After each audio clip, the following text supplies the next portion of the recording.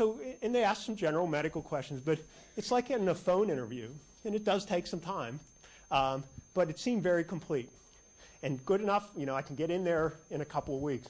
So I drive into the doctor's office, and they have valet parking. Drive right up, friendly guy, takes my car. I had to come into Oakland to begin with, which is, just not good, especially with the Boulevard of the Allies traffic up the. So they drove right up, valet parking, walk right in. The doctor's office is right on that level. Could walk right in. There's the receptionist, very nice, very friendly, checks me in and says, we'll be with you shortly.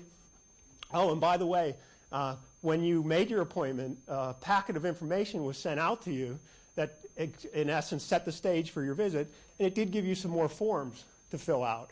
And it just so happens that those forms are also available for download on your internet. So you can actually help speed your day of the office visit because you get all the forms ahead of time, and you could fill them out at home in your own environment, in your own situation. So I'm going into the doctor's office, and orthopedist, right? 2-hour waits to see the doctor. Surprisingly, I haven't filled out my forms yet, and I'm in the exam room. And then a nurse comes in, a part of the care team that the doctors talk about. The nurse does another interview to confirm the information that you've filled out ahead of time, but have reevaluated again with the nurse themselves. And they said, we'll be getting some x-rays on you today, and then the doctor will see you shortly. 2 minutes after that person leaves the room, the x-ray tech comes into the office. And it said, why don't you go out and get your x-rays? We're going to have to do both hips and knees, because you're having some groin pain, right? You're having some knee pain as well. Well, in the x-ray room, first I do an x-ray where you're standing. Why do I have to stand and get an x-ray? And then you lay down and you get some x-rays of both your hips and your knees. You walk back to the room, and within about 5 minutes, a doctor and his or her assistant walks into the room, and they pull up your x-rays right on the computer monitor.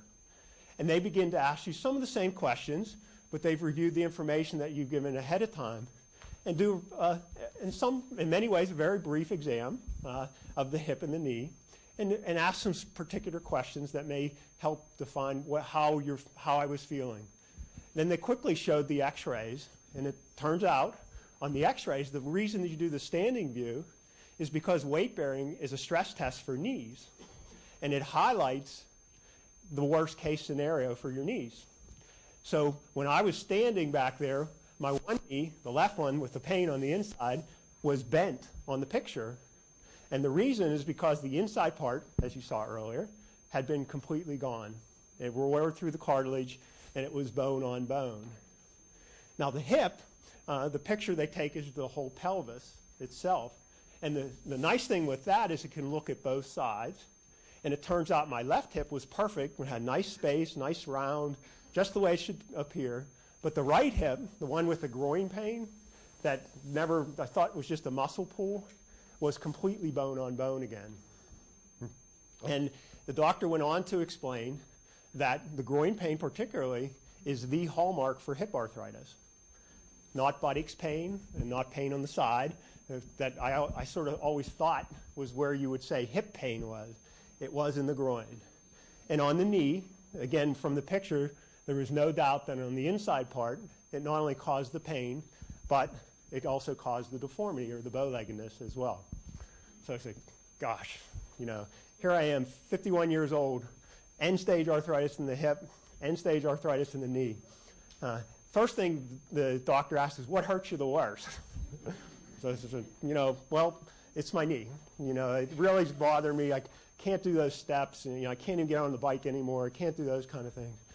They said, well, most importantly, it really is the pain that we're treating. And that's the reason we asked what hurt the worst. Even with arthritis that is bone on bone in any joint, if you're not having pain, then you don't need treatment. You need follow-up, but you may not need treatment. So pain, they explained, was exactly the symptom that we were treating, especially when you have the bone on bone kind of arthritis. So the options were explained. first with the knee, there certainly are non-operative treatments, which include medicines. And they said we can try some injections, which are the anti-inflammatory injections. There's also some new lubrication injections that are out there. All of those things are treating the pain. They do help you function, but they're not cures of the arthritis. On the hip, occasionally we do try a hip injection, although it's not as common, but it's the same idea. If it's not quite ready for surgery, there may be things to do. Also emphasize the importance of weight loss and activity in the treatment both before any surgery but also after surgery. Well, I said the hip, I could deal with the hip. It just, that's not quite there. That knee, like I said, it's really bothering me. So what are the factors of surgery? Well, we have the doctor said we have a special education process in the office where we can begin the education because the most important part is to engage you in your care, as Dr. Starr said. So as part of the education process that day in the office, there's a short videotape. And the videotape explains what arthritis is as well as the options. And then one of the doctor's assistants comes in the room and takes me through the entire process from beginning to end. Well, what happens? What do you need to do? What do you need to think about at home? Those kinds of things. Well, I decided to have the knee replacement and begin the scheduling process that day. And the assistant said, fine, we'll begin to look at dates. And it turns out there's a surgery date about 4 or 6 weeks away. But it also happens to be a cancellation list, too, for patients if they want to have their name on the list, if they want to move up and have surgery a little sooner than that. The nurse said she'd call me if I was willing to move as well. Well, it turns out the treatment process, the education process, didn't just stop right there. The next thing they said was very important is that about 2 to 3 weeks before your surgery, we have a special preoperative teaching and testing class.